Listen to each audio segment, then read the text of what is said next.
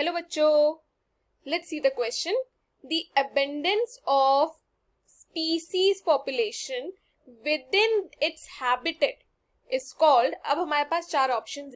Option a relative density, option b regional density, option c absolute density और option d है हमारा नीच density. So start करते हैं हमारे की कॉन्सेप्ट के साथ.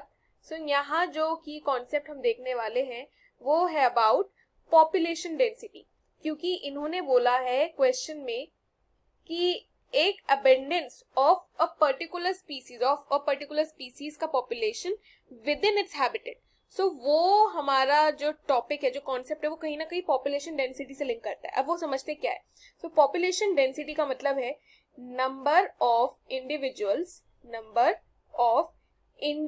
और क्योंकि यहाँ पे हम एक पर्टिकुलर स्पीसीज की बात करते हैं तो इसीलिए number of individual of a certain species with in a specific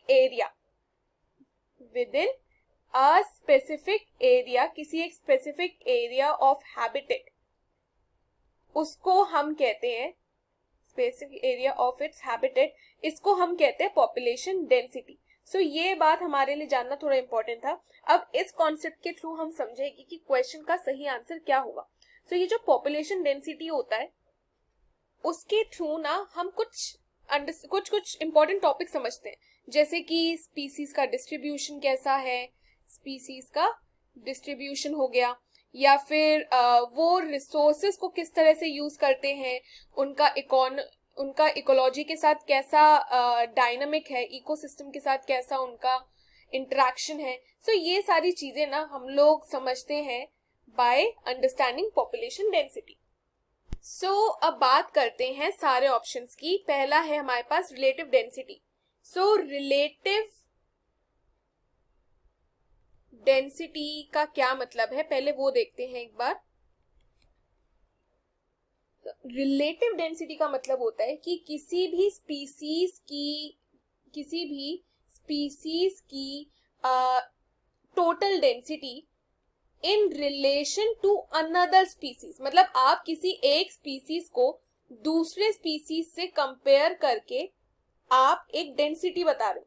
okay, तो वो जो कंपैरिजन होता है, जो रिलेटिव स्पीसीज आप बता रहे हो, लाइक आप एक को कंपेयर करके दूसरे से आप बता रहे हो कि टोटल डेंसिटी कितनी आ रही है, वो होता है रिलेटिव डेंसिटी. और हमारे क्वेश्चन में ये तो नहीं पूछा. सो ऑप्शन ए जो हो गया वो है इनकरेक्ट. अब चलते हैं ऑप्शन बी पे जो कह रहा है about regional density. So b हमारा ऑप्शन है जो कह रहा है रीजनल डेंसिटी. अब ये जो टाइप है डेंसिटी की वो बताती है कि एक पर्टिकुलर रीजन के अंदर कितने individuals of a certain species रहते हैं. सो यहाँ पे ना हम लोग हैबिटेट की बात नहीं कर रहे, यहाँ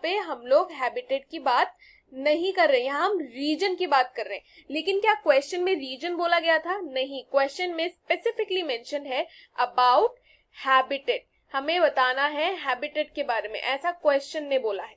सो रीजनल वाला भी आंसर नहीं होगा. सो उस हिसाब से ये हो गया इनकरेक्ट. अब चलते हैं नेक्स्ट ऑप्शन पर.